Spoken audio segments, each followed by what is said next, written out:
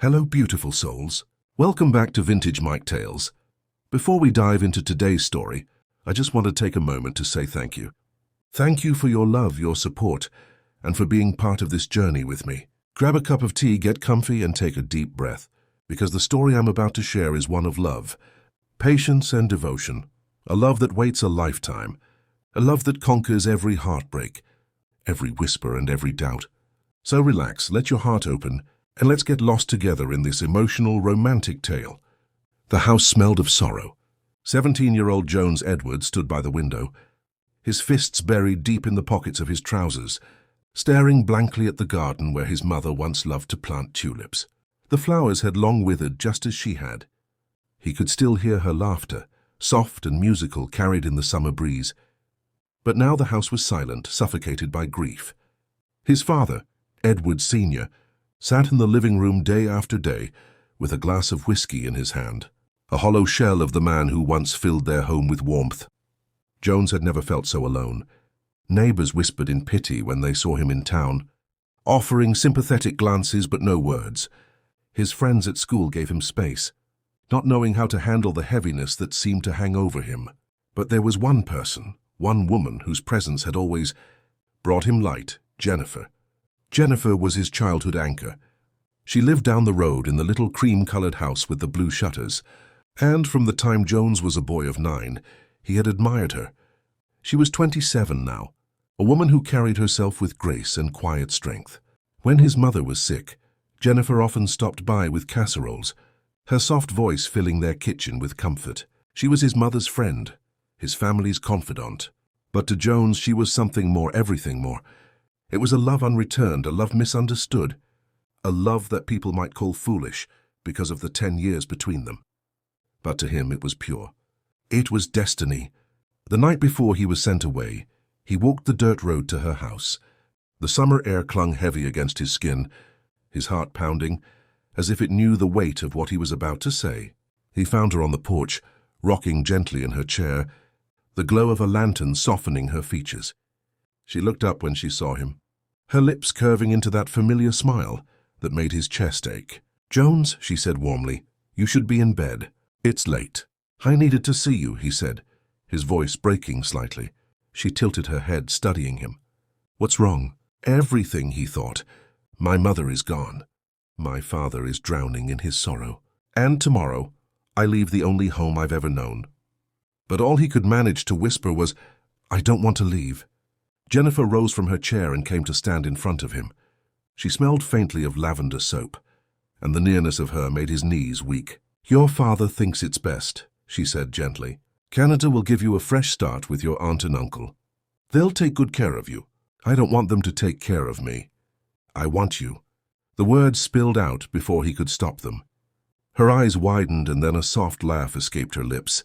"Though, Jones," she said, brushing a hand against his cheek as if he was still a boy, "you'll break hearts one day, but I'm not yours to love." "I'm not a boy," he insisted, his throat tight with desperation. "I may be young, but I know what I feel. I've always known. I love you, Jennifer, and one day I'll come back and I'll make you my wife." She froze, her hand slipping away from his face. For a long moment she simply looked at him, her expression unreadable. Then she shook her head, smiling as if to soften the blow. "You're sweet," she whispered, "but you don't understand the world yet. You'll go to Canada, and you'll meet girls your age, girls who will love you back. You'll forget this silly crush." "It's not a crush," he said firmly, his voice shaking. "It's a promise." Her eyes glistened in the lantern light, but she turned away, unwilling to meet his gaze again. "Go home, Jones, get some sleep." He stood there for a moment longer, memorizing her, willing her to believe him. But she only gave him a gentle push toward the road, and so he left, his heart heavy but resolute. The next morning, as the train pulled away from the station, Jones pressed his forehead against the glass. His father didn't come to see him off. Only his aunt and uncle stood there, waiting to escort him into his new life. He closed his eyes and whispered a vow into the rattling hum of the train tracks. "I'll come back for you, Jennifer, no matter how long it takes." 3 years passed. Jones was 20 when he heard the news. He had just returned from classes at the university in Toronto when his aunt, with pity in her eyes, handed him a letter from home. Jennifer was getting married. The world tilted beneath him. He booked a ticket on the next flight to the States, his heart hammering with a desperate hope that perhaps it wasn't too late. Perhaps if he stood before her, she would see that he was no longer the boy she had dismissed, but a man ready to love her. But when he arrived, he was too late. The church bells had already rung. From across the street, he watched her step out of the chapel, radiant in white, her hand tucked into that of another man. She laughed. Oh, how she laughed, and the sound tore him apart. She never even looked his way. That night he sat on the hood of his rented car outside the little cream-colored house with the blue shutters, staring at the lights inside, imagining her moving about as someone's wife. He clenched his fists, willing himself not to cry, but the tears came anyway, hot and unrelenting. He couldn't stay, not when every corner of town whispered her name, not when the sight of her with another man felt like a dagger to the chest. So he returned to Canada. But this time he wasn't the same. Something in him hardened, not against Jennifer, never against Jennifer, but against the idea that life would hand him happiness easily. If he wanted her, if he wanted to be worthy of the vow he made, he would have to build himself into someone undeniable, someone she couldn't laugh away. And so he worked tirelessly. He studied with a ferocity that impressed his professors. He took business risks that shocked his uncle, but paid off in ways no one predicted. He learned to navigate the world of finance, investments, and international trade. By the time he was 24, he was already wealthy. By 27, he was a multimillionaire, his name respected in circles far beyond Toronto. Yet through all the success, all the late nights and the victories, one truth remained unchanged. He still loved Jennifer. He never stopped. It was another 8 years later, when he was 28, that a call came from his hometown.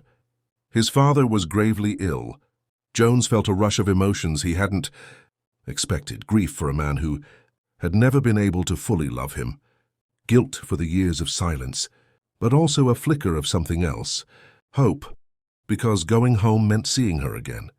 As he packed his bags and boarded the flight back to the United States, one thought pulsed through his mind, steady and unwavering. This time, I won't be the boy she dismisses. This time she'll see me for the man I've become. And in the distance, the city lights of home beckoned, carrying with them the ghost of tulips, the sound of her laughter, and the unshakable vow of a boy who had never stopped loving a woman. The city had changed, yet it felt strangely the same. Edward stepped out of the sleek black car that had brought him from the airport, his tall frame commanding attention. The boy who had left with grief on his shoulders was gone. In his place stood a man, polished, confident, sophisticated, carrying himself with an ease that came from success and experience. His dark suit fit perfectly. His watch gleamed under the afternoon sun, and his eyes, though sharper now, still carried the echo of something tender, something untouched. Whispers followed him as he walked through the familiar streets. People peeked from storefronts, curious eyes tracing the return of the boy they had once pitied. Only now he was no longer a boy. He was the prodigal son come home, and he was not empty-handed. His fortune, though unknown in detail, had already made its way into town gossip. But none of that mattered to Jones. He had returned for two reasons: his father, who was sick, and Jennifer. The thought of her tugged at his chest. What would she look like now? How would she carry herself? Would she still laugh in that same unrestrained way that used to undo him? He didn't know. But the thought of seeing her again, after all these years, made his pulse quicken like a boy's. Edward Sr. had arranged a party, a grand extravagant affair at the estate, to announce his son's return and to show off the man Jones had become. The invitations went out across the city, bringing in politicians, businessmen, old family friends, and every member of the community who wanted to be associated with power and money. The ballroom sparkled with chandeliers, music floating through the air as elegantly dressed men and women mingled. Jones stood at the center of it all, shaking hands, offering polite smiles, but his mind was elsewhere. His father, pale and weak from illness, leaned heavily on his cane as he introduced Jones to their guests. "This is my son," Edward said proudly, his voice hoarse but strong enough to carry. "A man who has made his mark in Canada and beyond. He is the future of this family." Beside Edward stood Donald Creek, the mayor of the city, broad-shouldered and stern-faced. His daughter, Clara Creek, hovered at his side, a young woman of 22 with honey-blonde curls, striking green eyes, and a gown that shimmered like starlight. She smiled at Jones with obvious intent, her gaze lingering too long, her laughter too quick at his every polite remark. Edward cleared his throat. "Jones, I'd like you to spend some time with Clara. The Creeks are important to us, and Donald has been very good to our family." Jones didn't need the reminder. He already knew his father's vices, gambling debts whispered in dark corners of the town.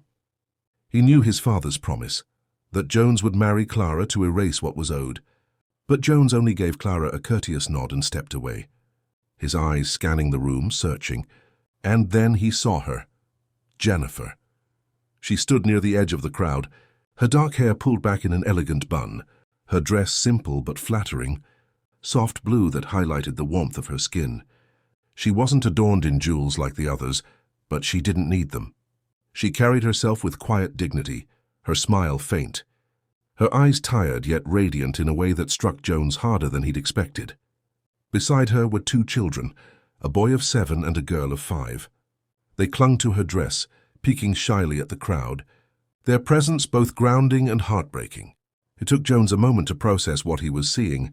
Jennifer, with children. His chest tightened. His father, noticing where his son's gaze had fallen, muttered, "She was abandoned, you know." Her husband left her after 8 years. Walked out on her and those kids. Pitiful, really. "She's nothing but... don't..."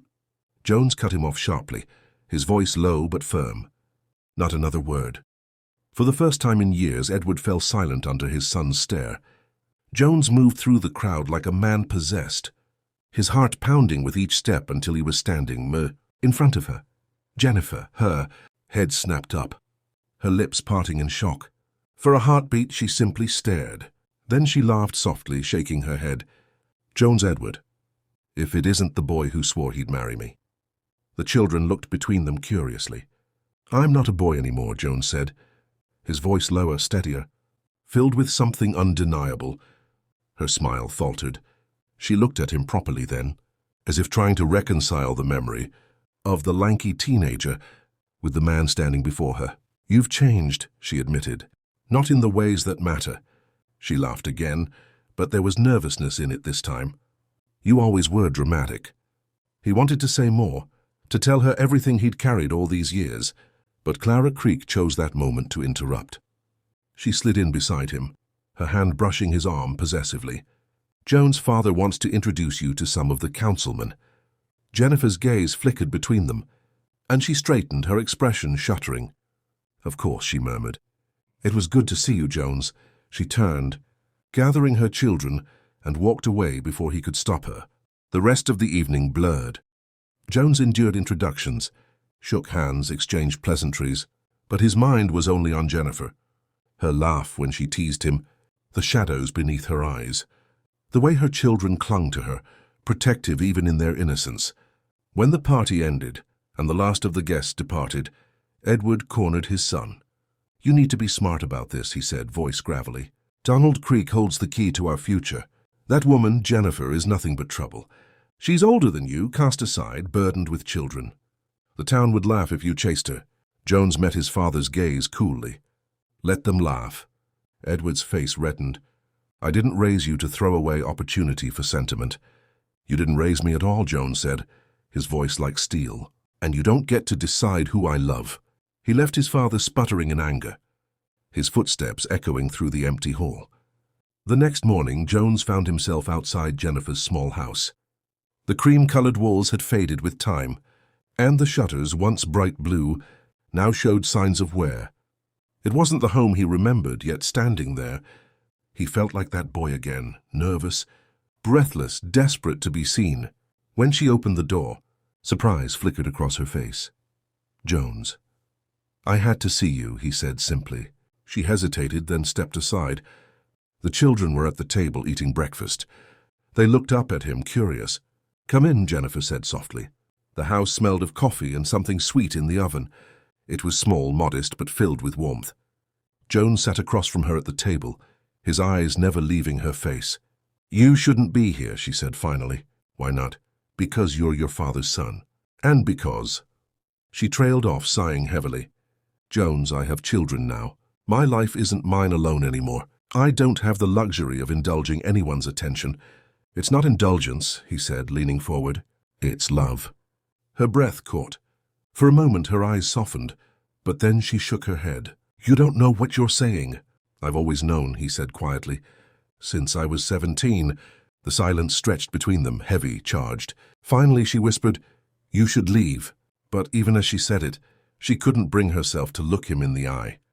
That night, Jones lay awake in his old bedroom at the estate, staring at the ceiling. He had come home a man with wealth, power, and influence. The community might expect him to marry the mayor's daughter. His father might demand it. Society might whisper behind closed doors. But none of it mattered.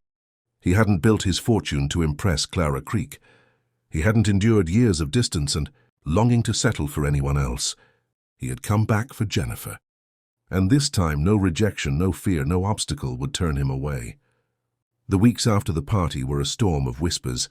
Everywhere Jones went, people's eyes followed him, some filled with admiration for his wealth and success, others with envy or curiosity. But the whispers weren't just about his return. They were about Jennifer, about how he had looked at her that night, about how he had walked away from Clara Creek's side the moment he saw her. The town thrived on gossip, and Jennifer was no stranger to it. She had been the subject of hushed conversations since the day her husband left her. Some called her tragic, others pitied her, and some whispered cruel things, that she wasn't enough to keep a man, that she was now damaged goods. Jones knew every one of those whispers, and each one made him burn with a fury he couldn't voice. But Jennifer, she bore it all with quiet dignity. He saw it in the way she walked with her chin lifted, her children's hands tucked firmly in her own, as if they were shield enough. And Jones? He was determined to be her shield too. The first time he proved it was when her son fell ill. It was a cold evening, rain battering the streets, when Jones saw Jennifer rushing from the pharmacy, her arms full of medicine. Her face was pale, her movements frantic. Without thinking, he crossed the street and caught her arm. What's wrong? He demanded, his voice sharper than he intended. It's Michael, she said, her voice breaking. He has a fever. It won't go down. I can't. She didn't finish. Her composure cracked, her eyes filling with tears. Jones didn't hesitate. He took the medicine from her trembling hands. Take me to him, he said. They drove in silence to her little house, the rain streaking down the windshield. Inside, the boy lay curled in bed, his face flushed, his breath shallow. Jennifer knelt beside him, stroking his hair, whispering comfort, even as fear etched deep lines into her face. Jones moved quietly, preparing the medicine, fetching water, adjusting the blankets. He stayed through the night, sitting in the chair beside the boy's bed, while Jennifer dozed in exhaustion, her head resting on the edge of the mattress. When morning came, the fever broke. Relief flooded Jennifer's face as she clutched her son close. She looked up at Jones then, her eyes shimmering with gratitude. You didn't have to stay, she whispered. I'll always stay, he replied. His voice was gentle, but his words were unshakable, and something in her heart shifted that day, though she refused to admit it. The days after Michael's fever and Jones's relentless devotion brought Jennifer to a place she had never thought possible: acceptance. At first it was small things. She let him help with breakfast, allowed him to walk the children to school, and occasionally accepted the gentle touch of his hand on her shoulder. Every act of care, every soft word whispered in her presence, slowly dissolved the walls she had built around her heart. She began to notice how Michael's eyes lit up when Jones entered the room, how Emily ran to him for stories that made her laugh until her sides ached. But Jennifer fought against it. You're too young for me, Jones, she told him a week later as they walked along the park trail, the children running ahead of them. You don't understand what you're asking for. I've lived through disappointment. I've lived through abandonment. I can't. Her voice broke. I can't risk my children's hearts on a dream that could vanish. He stopped walking, forcing her to meet his eyes. You think I'd vanish? After everything. I crossed oceans for you. I built my life with you in mind. I have waited my whole life just for this chance, to stand here and tell you I love you. Not in passing, not as some boyish fantasy, but as a man who knows exactly what he wants. Her eyes welled, but she shook her head. I'm too old for you, too scarred.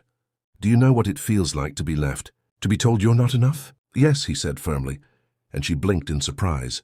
I know what it feels like to love someone who never even saw me, who married another while I watched, who laughed when I said I'd come back for her.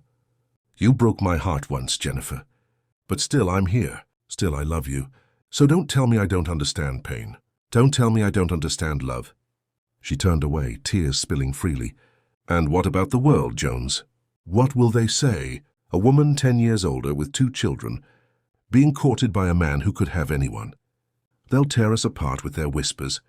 Then let them whisper, he said, stepping closer, his voice low, urgent. Let them choke on their words. I don't care what the world says, because I've already made my choice. And it's you. But the world didn't stay silent. One afternoon, as Jennifer left the grocery store, she was met by Clara Creek and her circle of polished friends. Their smiles were sharp, their voices dripping with venom. So it's true, Clara sneered, folding her arms. The great Jones Edward, who could have any woman in this city, is wasting himself on you. Jennifer froze, clutching her daughter's hand tighter. You really think a man like him will stay? Another girl chimed in. Please, you're nothing but his charity case.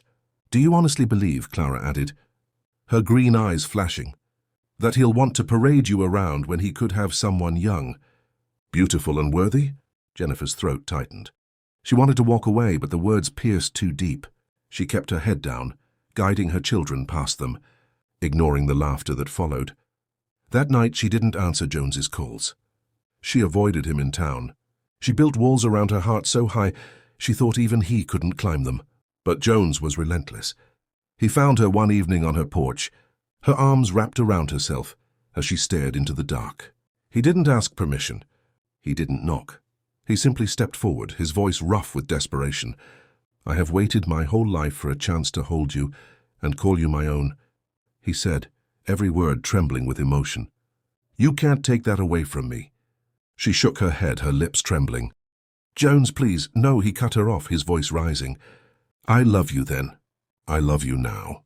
I love every wrinkle, every stretch mark you're ashamed of. I love every scar that life has left on you. I love the way you hold your children, like they're your whole world, because I want to be part of that world. Please, Jennifer, don't make me lose my mind. Don't make me live without you when I've already lived too long in your shadow. Her breath hitched. Tears spilled down her cheeks, falling freely now, and she whispered, Why, Jones, why me? Because there has never been anyone else, he said simply. His voice broke on the words, raw and unguarded. There never will be. The silence that followed was thick, broken only by the distant chirp of crickets. And then, finally, Jennifer let go. She stepped forward, her hands trembling as they reached for him. His arms closed around her instantly, pulling her against his chest. She sobbed into him, her body shaking, and he held her tighter, as if anchoring her to him could erase every doubt, every cruel whisper, every wound of the past. For the first time, Jennifer allowed herself to lean on him, to believe that maybe, just maybe, this love was real. The children sensed it before she even admitted it. They adored Jones. Michael followed him everywhere, wide-eyed at his stories of Canada and his bold laughter. Little Anna took to sitting on his lap, curling into his chest as if he'd always been there. They trusted him instinctively, and he cherished them with the same devotion he gave their mother. Jennifer saw it all, and it terrified her, because if Jones ever walked away, it wouldn't just be her heart broken, it would be theirs too. And yet, when she watched him teach Michael how to throw a ball in the yard, or listened to Anna's giggles as he spun her around, Jennifer's heart softened in ways she couldn't fight anymore. One evening, as the children slept, Jones sat with Jennifer on the porch. The moonlight bathed her face in silver, and he couldn't take his eyes off her. What are you afraid of? He asked softly. Her breath caught. She turned her gaze away. Everything, that you'll change your mind, that you'll wake up one day and realize you deserve better, that people will mock us, that my children will love you only to watch you leave. Her voice cracked. I'm afraid of being abandoned again, Jones, and I don't think I'd survive it a second time. He took her hand, his thumb brushing gently over her knuckles. I can't promise the world won't whisper, I can't promise life will be easy. But I can promise you this, I will never leave you. Not for money, not for pride, not for anyone else. You're it for me, Jennifer. Always have been, always will be. Tears glistened in her eyes, but this time she didn't pull away. That night, for the first time, Jennifer allowed herself to believe in a future with him. Jennifer had always believed she was too old, too scarred by life's disappointments, too burdened by her responsibilities to ever let love back in. But Jones didn't see her as flawed. He saw strength. He saw beauty. He saw a woman who had given everything to her children and still had room in her heart for love. One afternoon, Jennifer found herself sitting in the garden, the children playing nearby and Jones beside her. He handed her a cup of tea, his gaze lingering on her as if memorizing every detail. "You know," he said softly, "the more time I spend with you, the more I realize something." She looked at him cautiously. "What?" "That you've always been my home, Jennifer. No matter where I was, no matter the years, no matter the distance, my heart was waiting here." Her chest tightened. The honesty in his voice, the unwavering devotion, broke through the last of her doubts. She reached for his hand, letting it rest between hers. I think I've been afraid of believing that love like this exists," she whispered. Jones brushed her knuckles with his thumb, a tender smile playing on his lips. "Then believe it now. Let me show you. Let me love you. All of you, and them." He gestured to Michael and Emily, who were laughing as they chased butterflies in the garden. Jennifer watched the children giggle, saw the way they adored him, and felt a warmth she hadn't felt in years. In that moment, she let herself lean into him just a little. She allowed the possibility that maybe, just maybe, she could be loved again, and this time fully, without fear. A few evenings later, Jones invited Jennifer to the garden once more. This time it was quiet. The children were tucked in bed, and the golden light of dusk painted the world in soft amber hues. He knelt on one knee in front of her, not with grand gestures, not with the eyes of a crowd upon them, but in intimate, raw vulnerability. "Jennifer," he began, voice trembling with emotion, "I've waited my whole life to stand here, to tell you that I want all of you, your heart, your soul, your children. I don't just want your hand. I want to be part of your world, your family. I want to love you and them as one. Will you marry me?" Tears sprang to her eyes and she covered her mouth in shock. The children, sensing the gravity of the moment, peeked from the staircase. Michael's eyes were wide, Emily biting her lip in excitement. "Jones," she whispered, her voice choked with emotion, I don't know what to say. I never thought—" "You don't have to say anything," he interrupted gently. "Just let me love you. That's all I've ever wanted." Jennifer looked at him, really looked, and saw the boy she had loved, the man who had returned with unwavering devotion, and the future he was offering her. Her walls crumbled completely. She nodded, a sob escaping her lips, and whispered, "Yes, yes, I will marry you." Jones rose, slipping the ring onto her finger, and kissed her hand tenderly. Then, enveloped in the quiet glow of the evening, he held her close, sealing a promise years in the making. The wedding that followed was a mix of tears and joy. Society whispered as expected, some calling the union improper, others astonished at the age gap, the single mother, the once abandoned woman now marrying the wealthy prodigal son. But none of it mattered. Jennifer walked down the aisle radiant in a simple, elegant gown that hugged her curves perfectly, her hair loosely pinned to frame her glowing face.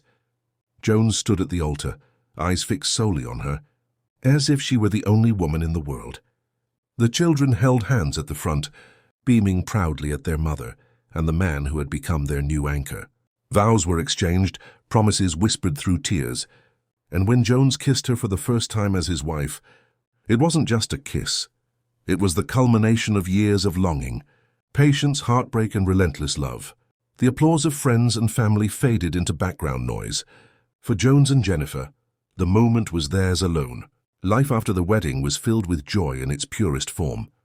Jones showered Jennifer with affection in small and grand ways alike. Every morning he reminded her that she was loved, through breakfast in bed. Soft kisses on her forehead, whispered compliments on the way her laughter could light up a room. He adored her children with equal devotion. He was there for school projects, bedtime stories, scraped knees, and triumphs alike. Slowly, Jennifer realized that love isn't measured in years, nor in wealth, nor in society's judgment. It is measured in the depth of devotion, the consistency of presence, and the courage to stay when it matters most. Evenings were filled with quiet moments, walking the garden hand in hand, laughter bouncing off the walls of their home. Weekends were spent exploring the world together, creating memories as a family that would endure far beyond the fleeting opinions of others. Jennifer, once afraid of love, now understood its power. She understood that age and past heartbreak could never diminish what was true. She looked at Jones one night as he held her in his arms beneath the stars and whispered, "I never imagined I could feel this safe, this loved, this whole." Jones kissed the top of her head, brushing her hair away from her face. "You've always deserved this, Jennifer. I've loved you as a boy, fought for you as a man, and now, for the rest of our lives, I will cherish you as my wife." The children, giggling nearby, were the perfect echo of the life they had built together, full of laughter, warmth, and love. Jennifer rested her head against Jones's chest, feeling the steady beat of his heart, knowing she would never be abandoned again. The whispers of society faded in comparison to the symphony of love in their home. Every wrinkle, every scar, every trial of the past became irrelevant. They had built a life together not defined by years, by mistakes, or by gossip, but by a devotion that had survived distance, heartbreak, and time itself. And in the quiet moments, when the world was still, Jennifer would smile up at him, and Jones would smile back, knowing that the love they shared was stronger than anything the world could throw at them. They had finally come home to each other, to a family, to a forever that was theirs alone. He had loved her as a boy, fought for her as a man, and now, for the rest of their lives, he would cherish her as his wife. And that's the end of today's story. A love that waited, endured, and finally found its home. Thank you for listening and for being part of Vintage Mike Tales. If this story touched your heart, don't forget to like, share, and subscribe so you don't miss the next one. Until then, take care of your hearts, keep believing in love, it always finds its way.